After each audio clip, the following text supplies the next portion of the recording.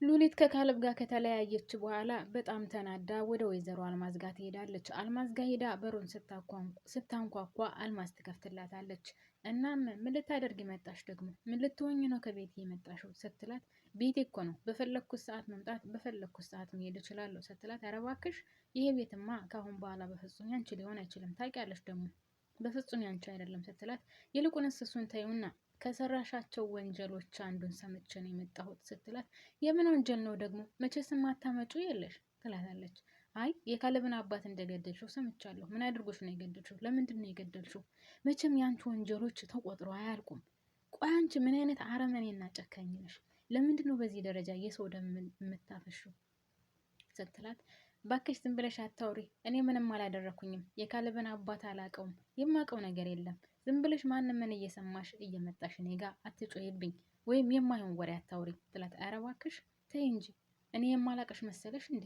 አንቺ እኮ በወንጀል የተሞላሽ ነሽ፣ ግን የእውነት ፍርድሽን ታገኛለሽ፣ ዝም ምልሽ እንዳይመስልሽ ስትላት፣ ምን አባሽ ታመጫለሽ ደግሞ? ምን ታደርጊያለሽ?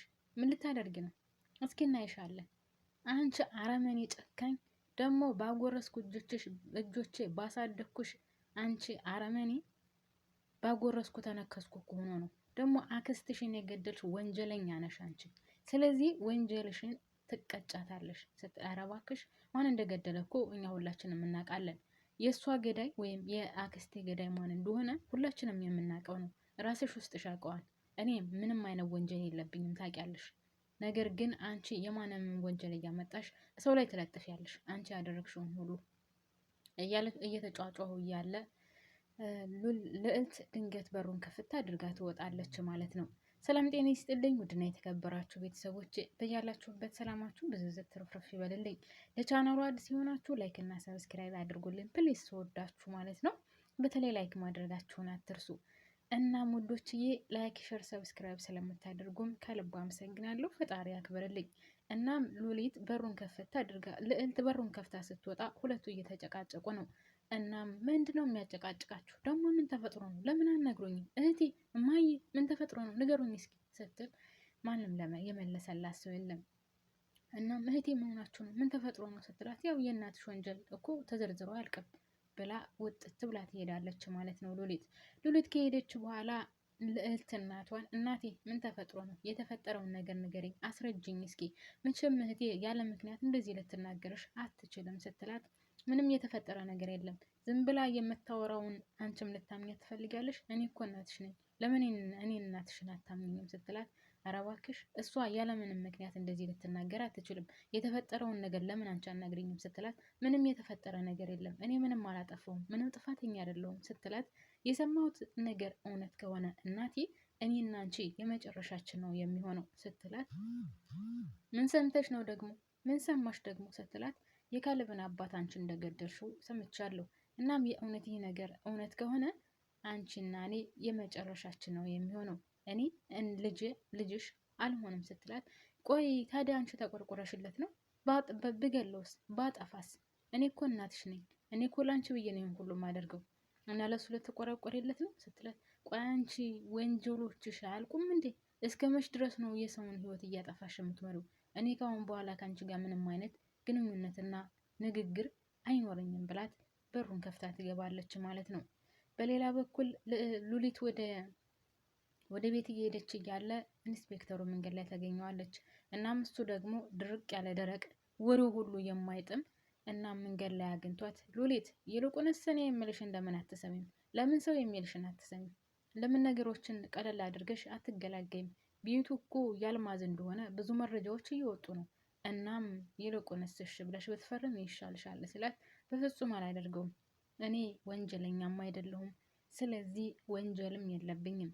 እናም ደግሞ ቤቱ የራሴ ቤት ነው፣ ስለዚህ ምንም ነገር የማደርገው ነገር የለም። ጥፋተኛ እስካልሆንኩ ድረስ ይልቁንስ ለምን አትለቀኝም? ለምን ዞር አትልልኝም? እኔ አንተን አላዋራህም፣ ማዋራትም አልፈልግም፣ እባክህን አትከተለኝ ስትለው፣ እሱ ደግሞ ይህን ነገር እስካላደረግሽ ድረስ ታገኛታለሽ፣ ከስር ከስርሽ ነው የምከተልሽ ሲላት፣ አንተ ዝም ብላ አትዋረድ፣ የትልቅ ሰው ወራዳ፣ ይልቁንስ ትክክለኛ ስራህን ስራ፣ የእውነት ሰው ከሆንክ ሀቅ ሀቁን ስራ ስትለው፣ እሬች በረሮ ምን አባት ሆነስ እንደዚህ ትለኛለች እያለ ተናዶ ይለያያሉ ማለት ነው። በሌላ በኩል ኤልሳ የራሷን ካሌብን ለራሷ ለማድረግ የምታደርገው ጥረት አሁንም እንደቀጠለ ነው። ለሉሊትና ማለት ለልዕልትና ለካሌብ ቪዲዮውን ከላከች በኋላ በጣም ደስተኛ ሆናለች ማለት ነው። ምክንያቱም አንድ ነገር ይዛለች። እነሱ ፍቅረኛሞች ናቸው ወይም ቁጭ ብለው በደንብ ተግባብተው እያወሩ ነው ብላ ለመናገር እንዳመቻት ሁለቱ እያው ቁጭ ብለው እያወሩ እያለ ቪዲዮ ቀርጻ ለልዕልትና ለካሌብ ልካላቸዋለች። እናም ደግሞ ከካሌብ ማለት ከዳዊት አጠገብ ቁጭ ብላ እሺ ወንድሜ እንዴት ነህ ደህና ነህ ትለውና ደህና ነኝ ይላታል። ቀጠል ላደረገችና እኔ የምልህ ወንድሜ ከሉሊት ጋር ያላችሁ ግንኙነት እኔ ሳየው አያያዙን ሳየው ነገራችሁ አላማረኝም ትለዋለች። ማለት አልገባኝም፣ እኔ እንጃ ሁሉ ነገራችሁ የሆነ ፍቅር ውስጥ የገባችሁ ይመስላል ስትለው፣ እንዴ ያምሻል እንዴ ምን እያልሽ ነው ያለሽው? የምን አይነት ፍቅር ነው የምትይው? እኔ የኔ ህይወትና የእሷ ህይወት የሁለታችንም አንድ አይነት ስለሆነ ልጅቷ በጣም ታሳዝነኛለች። በጣም ብዙ ችግርና በጣም ብዙ መከራ ያሳለፈች ልጅ ናት። እናም ደግሞ ሳልረዳት ብዙ አስቀይሜያታለሁ። ከዛ ውጭ ምንም አይነት ግንኙነት የለንም። ምን አስበሽ ነው ሲላት፣ እኔ እንጃ ግን ሁሉ ነገሩን ሳየው የሆነ የፍቅር ግንኙነት ያላቸው ይመስላል ስትለው፣ እየጠረጠርሽኝ ባልሆነ ከእሷ ጋር እየጠረጠርሽኝ ባልሆነ አንቺ ያምሻል እንዴ አስተሳሰብሽ ምንድን ነው ይላታል ማለት ነው። እኔ እንጃ ወንድሜ ብቻ ግን እኔ እንደዚህ ሳያችሁ የሆነ ፍቅር ያላችሁ ይመስለኛል። በዛ ላይ ከካሌብ ጋር ምንም አይነት ግንኙነት የለ ማለት አሁን ብዙም አይደሉም። ካሌብ ለእሷ ምንም አይነት ስሜት የለውም፣ አይወዳትም። በቃ በፊት ይወዳን ነበር፣ አሁን ግን በፍጹም አይወዳትም። እናም ደግሞ ካሌብ ማለት ከዛም ከዚህም የሚል ሰው ነው። ስለዚህ ለሉሊት አይሆናትም። ለዛ ነው ስትሉ፣ ቆይ እና ታዲያ እኔ ምን አገባኝ? መቼም እኔ ከእሷ ጋር ይሆናል ብለሽ እያሰብሽም ባልሆነ ሲላትኝ፣ ያው ነገርኩህ። ብቻ ግን ያው ካሌብና ሉሊት አሁን ምንም አይነት ግንኙነት ያላቸው አይመስለኝም። ተራርቀዋል። እሱ ትቷታል፣ አይፈልጋትም፣ አይወዳትም ትለዋለች። ይህን ሁሉ የምታደርገው ያው ካሌብ ማለት ዳዊት ከሉሊት ጋር ተጠግቶ ሁለቱ ፍቅረኛሞች እንደሆኑ ከዛ ደግሞ ሉሊትና ልዕልት እንድጣሉ እሱ ብቻ አይደለም ካሌብ ለራሷ እንደሆነላት የምታደርገው ጥረት ነው። ይሳካላታል አይሳካላትም፣ እሱም ወደፊት የምናየው ይሆናል። ኤልሳ የምትሄድበት አቅጣጫ ግን በጣም የሚደብር እና የሚያስጠላ ነው። መጀመሪያ ከልዑል ጋር ነበረ ስታጋጭ ነበረው። ልዑል ወደዛ ሲሄድላት አሁን ዳዊት ሲመጣ ከዳዊት ጋር ደግሞ የምታደርገው ነገር በጣም የሚደብር ነው። ሰው ግን ወንድሙን እንደዚህ ያደርጋል እንዴ? ራስ ወዳድነት እስማን በጣም ነው የሚደብረው። እውነት ለመናገር የኤልሳ ራስ ወዳድነት ደግሞ ከሚገባው በላይ የሚያስጠላ ነው። በፊት ልዑልን እንድትወደው እንድታፈቅረው ወይም እሱ እንደሚወዳት ምናምን እያደረገች ነበረ። አሁን ደግሞ ወደ ዳዊት ዘወር ብላ ዳዊት እንደሚወዳት እንደሚያፈቅራት ከዛም ከዚህም እያዘበራረቀች እያወራች ነው። እና ዳዊት አሁን እየተረዳት ነው ሉሊትን። በፊት በጣም ነበረ የሚጠላት፣ እንደውም ይመታን ነበረ።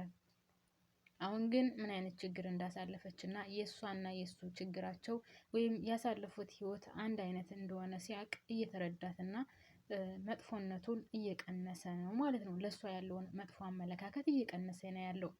እናም እንደዛ አሁን ቁጭ ብሎ ስላወሩ ብቻ ወይዘሮ ኤልሳ ቪዲዮ ቀርጻ እንግዲህ በትናለች። ከዛም ባለፈ ለካሌብም ሄዳ ሌላ ነው የምታወራው፣ ለዳዊት ሄዳ ሌላ ነው የምታወራው፣ ለልዕልት ሄዳ ሌላ ነው የምታወራው። በጣም ነው የሚገርመው ነው ለመናገር። ለማንኛውም እኔ እዚህ ላይ ያበቃለሁ። ድራማው እዚህ ላይ ነው ያለቀው ማለት ነው። ውድና የተከበራችሁ ቤተሰቦቼ በያላችሁበት ሰላማችሁ ይብዛልኝ። አመሰግናለሁ። ባባይ